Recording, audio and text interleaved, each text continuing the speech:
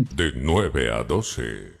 El secretario técnico de la Ruta de la Democracia. José María, muy buenos días. Gracias por su presencia. Bienvenido a Radio Compañera. Pues doy un gusto estar con ustedes esta mañana. Un saludo a su audiencia y para ustedes. Bien, muchísimas gracias. Ambos, no sé por qué me dicen Josué. Soy Juan Carlos, por si acaso. Un abrazo enorme para ambos. Muchísimas gracias. Ramiro, comienzo con usted, por favor. ¿Cuáles son las observaciones que se están haciendo y cuán peligroso es esto que se esté cambiando de un momento a otro cuando se asegura que la normativa es clara en cuanto a este tipo de designaciones que se realizan de estos vocales? El régimen electoral boliviano establece un órgano electoral que cumple una doble función, ¿no? Por una parte administra procesos electorales, por otra parte administra justicia electoral. El Tribunal Supremo Electoral y los tribunales departamentales electorales son una instancia de justicia electoral y los vocales de los tribunales departamentales electorales están protegidos por todas las garantías que se aplican al trabajo de los jueces, como cualquier juez en otra materia, ¿no? Independientemente de su procedimiento de designación, ¿no? En este sentido, la ley del régimen electoral establece que para la composición de los tribunales departamentales electorales hay un régimen de designación de dos vías, ¿no? Unos son elegidos a través que nacen las asambleas departamentales y finalmente se da una designación por la Cámara de Diputados, y otros son designados por el órgano ejecutivo. Esto no significa que el órgano ejecutivo no es un representante dentro del poder electoral. La Constitución boliviana establece órganos y los órganos electorales son autónomos. Es simplemente un proceso de designación y en ninguna parte de la legislación boliviana ni las leyes electorales establecen que el Ejecutivo, que al ser el órgano nominador, puede destituirlo sin causa o discrecional o unilateralmente. En ese sentido, los vocales del órgano electoral que han sido seleccionados y designados bajo esta vía, una vez que se integran a los tribunales departamentales electorales, tienen los mismos derechos y obligaciones que el resto de los vocales. Y la ley electoral establece que, al igual que los vocales del Tribunal Superior Electoral, ellos solamente puedan ser destituidos por previo juicio penal con sentencia condenatoria y ejecutoriada o por graves faltas dentro del régimen del proceso disciplinario llevado dentro del órgano electoral. Es así que estas designaciones son ilícitas, porque en el fondo las remociones de quienes tenían un periodo de 6 años fueron también ilegales y por lo tanto en lo personal yo considero un antecedente muy grave, porque a Bolivia le costó mucho en el 2019 un órgano electoral capturado políticamente. Recordemos que el órgano electoral del 2019, una vez que se integró por una serie de funcionarios electorales, fueron dando una serie de medidas como la designación o la remoción también de carrera o que ha estado muchos años en el órgano electoral. No cumplieron. De hecho, el informe de observación electoral de la Unión Europea dice que el Tribunal Supremo Electoral de 2019 no fue un tribunal creíble, que ha dado las garantías de imparcialidad en la competencia electoral, y todo eso nos llevó a la crisis política de 2019, que costó mucho salir, y la recomposición del órgano electoral fue una de las claves para la solución pacífica, finalmente para la victoria electoral del paz en el 2020, ¿no? Entonces, volver a descomponer el tribunal electoral creo que es también cerrar puertas a una salida pacífica de nuestros problemas políticos, que ha sido la vía que los colombianos siempre hemos encontrado cuando estábamos al borde, ¿no? Si el órgano electoral deja de ser una herramienta de solución democrática de nuestros problemas, creo que la democracia boliviana, en términos de su consolidación institucional, está retrocediendo. Bien, gracias, Ramiro. José María, a ver, aquí uno entendería que hay dos caminos, si no son más, pero dos básicamente. Que las personas que han realizado esta designación tienen un desconocimiento de la ley, o que se ha realizado esta designación con una intencionalidad. Muchas personas están interpretando en ese sentido que como se designó a estos vocales con la atribución que tiene obviamente el presidente por un decreto, ahora se saca otro decreto y se designa a otras personas. ¿Es así de sencillo? No debería ser así de sencillo, Juan Carlos. En defensa nuestra quiero decir que en el letrerito que dice Zoom dice ahí Josué Alarcón y estás con barbijo, entonces por eso no te hemos reconocido. Pero respondiendo a tu pregunta, Juan Carlos, no, esta es una falsa creencia, Juan Carlos, porque el presidente tiene la facultad de designar un miembro tanto en el Tribunal Supremo Electoral como en los tribunales electorales departamentales. Es una facultad constitucional que tiene el presidente de la República para la designación. Eso no significa que él esté nombrando representantes o delegados del presidente o del Poder Ejecutivo en el Tribunal Electoral, en el órgano electoral, que es un órgano, como explicaba Ramiro, un órgano independiente del Estado, un órgano diferente, un poder además del Estado diferente. Entonces, una vez que son nombrados, ellos son designados por el presidente, que solamente es una persona en el Tribunal Supremo Electoral y una en cada uno de los tribunales electorales departamentales, pasan a formar parte del Tribunal Electoral como los otros vocales que son designados mediante otro procedimiento, que es el procedimiento que finalmente se hace a través de la Asamblea Legislativa Plurinacional. Entonces, creo que ahí es donde existe esta visión como equivocada de que estas personas representaban probablemente antes a la anterior presidenta y ahora estos tienen que estar ahí para representar al actual presidente, y eso no es así. Y no se puede hacer así porque, como ha explicado Ramiro, el artículo 22 de la ley 018 explica un procedimiento con causales específicas por las cuales un vocal puede ser destituido, procesado, gozan de los mismos privilegios que goza cualquier magistrado, que es la inamovilidad funcionaria, y tienen que haber causales muy serias, graves, específicas, establecidas para que sean sustituidos. Entonces, esto es realmente grave y pareciera que hay una intencionalidad política, y ya lo decía Ramiro, parte de los problemas que nos llevaron a la grave crisis que sufrimos en 2019 fue que el órgano electoral estaba cooptado por el Ejecutivo, y la gente había perdido confianza en ese órgano electoral porque creía que las personas que conformaban ese órgano electoral actuaban o estaban bajo el mando del Poder Ejecutivo y no actuaban como un órgano independiente, ¿no? Entonces, si volvemos por ese camino, es bastante peligroso y arriesgado.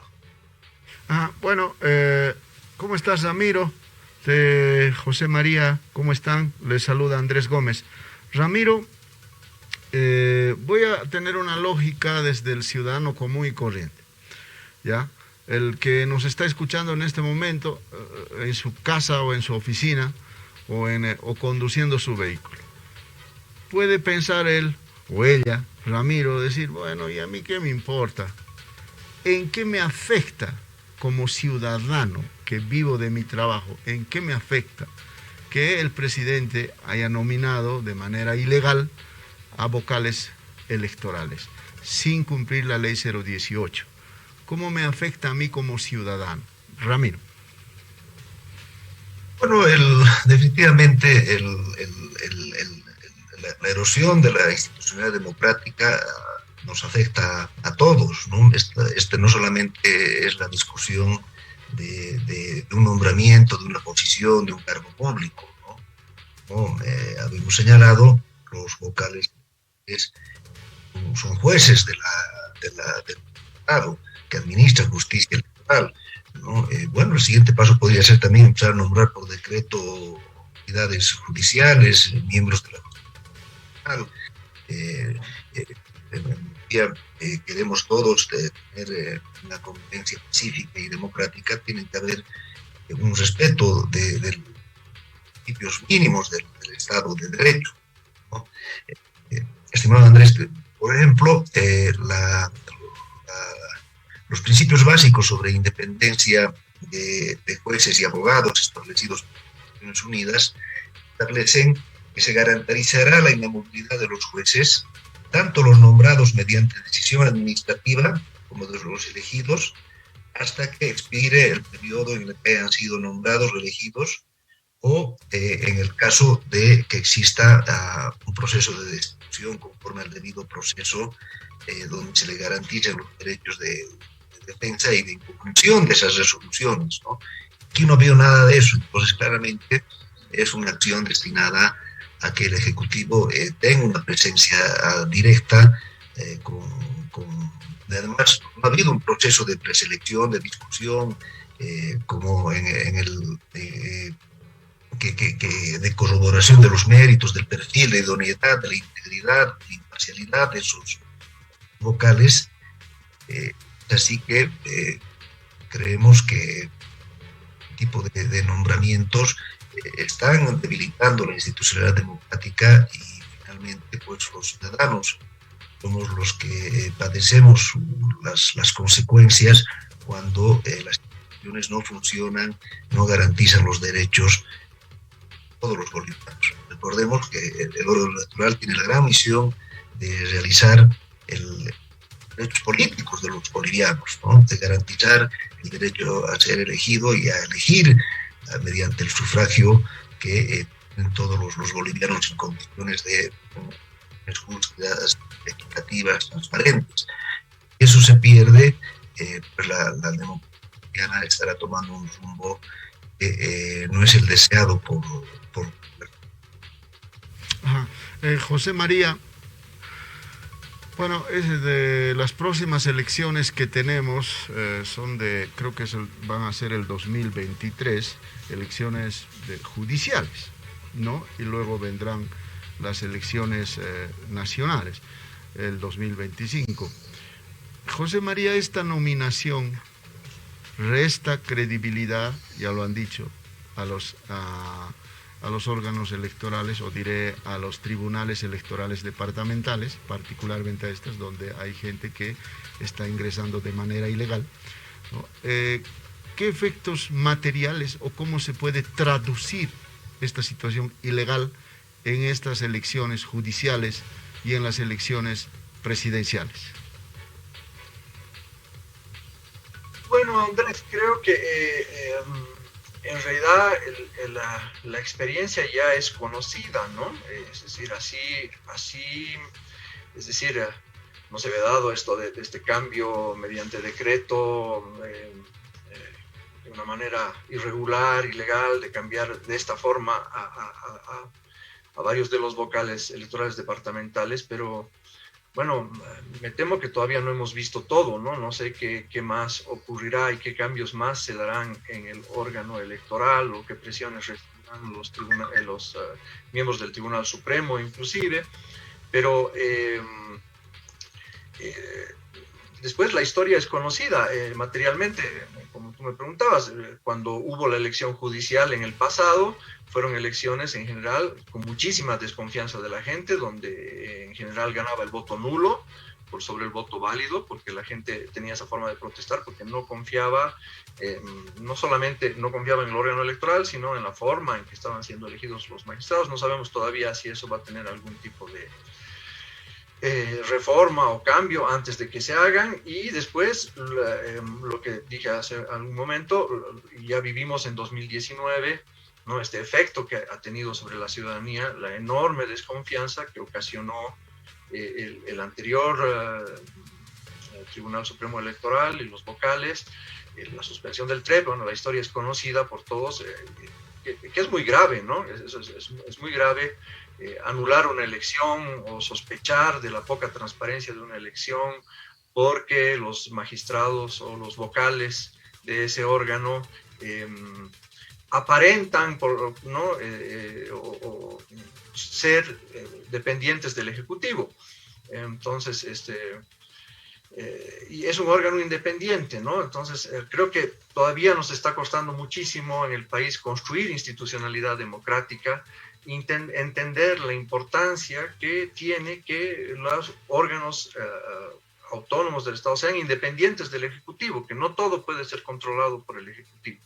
Entonces, es muy preocupante, Andrés. Ramiro, hay ya diferentes... Esto ha generado evidentemente repercusiones a partir de un hecho como tal, una situación irregular, así se la califica, en cuanto a no haber cumplido la ley 018 y haber nombrado, pese a esta normativa, a estos vocales. Eso por un lado. Pero por el otro lado, ya se empieza a analizar el fondo, el por qué se ha tomado esta decisión, incluso yendo en contra de la normativa. Hay quienes aseguran que, al margen del trabajo evidentemente visible que se pueda dar en un órgano electoral que es un proceso electoral, ahí es cuando salen a la palestra estas autoridades, pero sabemos que a partir de los problemas que han habido en estos últimos procesos electorales, hay muchísima tarea pendiente que tienen que subsanar los órganos, el órgano electoral en este caso, para dar mayor claridad a futuros procesos electorales. Sabemos enormemente de los huecos, los vacíos, los hoyos negros que hay en la normativa, que se interpreta por aquí, por allá, a gusto y paciencia de las personas, y también algo fundamental que se viene observando y que ya debería seguirse trabajando, que es el famoso padrón electoral. ¿Qué crees tú? ¿Esto pondrá una vez más en tela de juicio ese futuro trabajo que se pueda realizar? Oscar. Juan Carlos, perdón, Ramiro. Efectivamente, preservar la autonomía e independencia del órgano electoral es fundamental porque es el árbitro de la competencia electoral, es el árbitro de los actores políticos, ¿no? Si el árbitro no goza de confianza del espectro político, difícilmente se va a poder encarar una reforma política electoral más sustantiva, ¿no? Recordemos que hay algunos temas pendientes de la agenda electoral que quieren no solamente ajustes, sino transformaciones legislativas importantes, ¿no? Hay muchas disposiciones que dejaron sin efecto, digamos, nuestro antiguo código electoral, que era un código electoral más neutro, que permitía una competencia y un juego electoral más limpio, y se establecieron, por ejemplo, algunas regulaciones en la ley del régimen electoral, como esta de sancionar con la pérdida de personería jurídica al candidato que comente una encuesta, lo cual es un absoluto despropósito, ¿no? Seguramente la intención de una norma como esta puede ser que se presente una encuesta no autorizada para direccionar el voto, pero de presentar esta encuesta, comentar una encuesta en un programa periodístico, además que el castigo, digamos, totalmente desproporcionado, sin ninguna gradualidad, sea la pérdida de la personalidad jurídica del partido y el retiro de todos los candidatos, no tiene sentido, ¿no? Otra norma, por ejemplo, la tipificación de transfugio político en la ley de organizaciones políticas establece que se calificará como transfugio político cuando un representante nacional, diputado o senador, cuestione públicamente las directrices programáticas del partido, es decir, un castigo a la disidencia interna, y no solamente se lo expulsa del partido, sino que pierde el curul y el partido pone a su tutor, cuando el principio de la representación popular es que el pueblo elige sus representantes, ¿no? Pero ahora ya es una posición del partido. Y como es, hay muchos aspectos que necesitan una corrección en la legislación electoral, ¿no? Además de otros aspectos más de tipo, digamos, de logística electoral, de organización electoral, como que tiene que haber en el órgano electoral, en los sistemas informáticos, en los sistemas de transmisión de cómputo.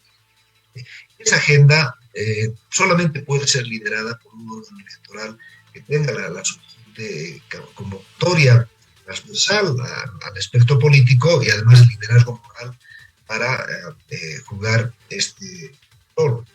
En ese sentido, si el órgano electoral nuevamente es capturado y si el siguiente paso es la desestabilización del Tribunal Supremo Electoral y para más recupere una mayoría política o el control total de este órgano, pues definitivamente estaríamos en una situación de crearle al país una crisis innecesaria cuando habíamos logrado avanzar en estabilizar el órgano electoral y más bien hay otros desafíos más importantes, como la reforma social, que era el siguiente paso. Entonces eso es lo paradójico, mientras algunos altas autoridades del Ejecutivo, como el vicepresidente, da un mensaje positivo de reencuentro democrático, de reconciliación nacional. Este tipo de medidas solamente contribuyen a avivar la polarización política y destinar los esfuerzos que el país debería enfrentar o debería construir para enfrentar la crisis económica, la pandemia, en estas discusiones de poder. Gracias, Ramiro. José María, para finalizar, hay tareas pendientes, evidentemente, y tiene que avanzar el órgano electoral, sobre todo al margen de las transformaciones, de las revisiones, llámese padrón electoral o todo lo que tenga que subsanar de aquí en adelante. Tiene hasta el próximo proceso, por lo menos hasta el 2023, que es la elección judicial, tiene todo este tiempo para hacerlo. Hasta ahora no se ha dicho nada, pero bien, y lo que sigue buscando el órgano electoral es, uno, la independencia y, por supuesto, recuperar la credibilidad y confianza de la población.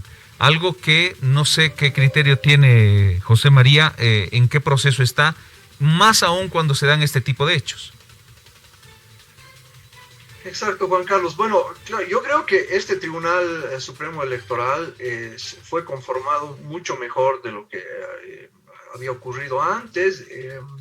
Se había dado un buen paso hacia adelante, además en su momento con el nombramiento de Salvador Romero como presidente del Tribunal Supremo Electoral, que bueno, finalmente renunció, pero llevó adelante los dos procesos electorales que había que llevar adelante, que eran muy importantes.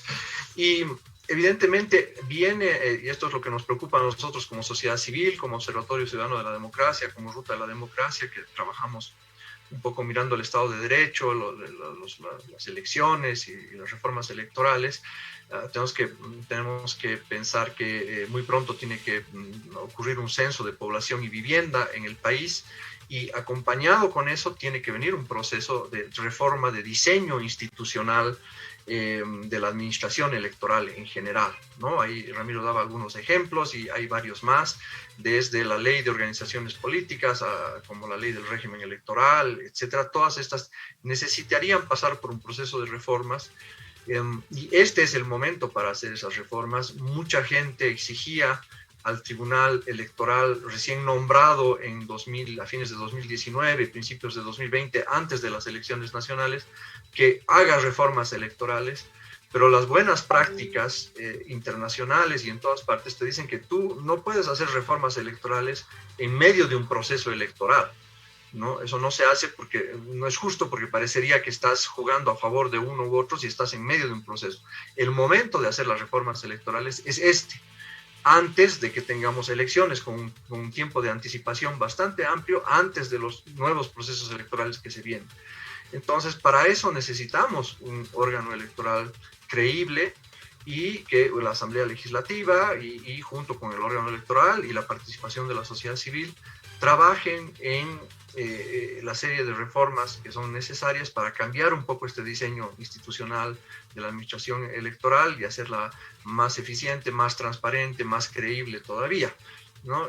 Pero, claro, acciones como estas le restan credibilidad, y como digo, espero que no ocurran otras cosas más adelante que le resten más credibilidad aún. y que continúen llevándonos a este nivel de polarización y de problemas, ¿no?, que sufrimos hasta hoy, ¿no? Lo que ha ocurrido en 2019, todavía no nos podemos liberar de eso. Seguimos con las narrativas del golpe, o de que si no fue golpe, que si fue fraude o no sé qué, que no le hacen bien al país. Este es un momento en que necesitamos construir más bien hacia adelante, en paz, y además preocuparnos de la pandemia y preocuparnos de la economía sobre todo, ¿no? Y llevar adelante estas reformas en democracia como deben ser, de manera tranquila y correcta, sin que exista una influencia o que se hagan las cosas como quieren que se haga el Ejecutivo solamente. Entonces creo que esta es la reflexión que tenemos que, en la que tenemos que pensar hacia adelante. José María, un abrazo enorme, muchísimas gracias por la participación, son importantes los conceptos, es importante esto que está ocurriendo, sobre todo en un órgano que es fundamental, que ha generado tantos problemas, tantos dolores de cabeza, y que tiene una tarea ardua de aquí en adelante todavía, para eso, para básicamente recuperar la confianza, la credibilidad en la población. José María, muchísimas gracias. Juan Carlos, Andrés, un gusto estar con ustedes. Gracias a ustedes. Lo propio a Ramiro Orías. Ramiro, muchísimas gracias por su participación esta mañana. Igualmente, un saludo a Juan Carlos, a Andrés, un gusto haber estado en su programa.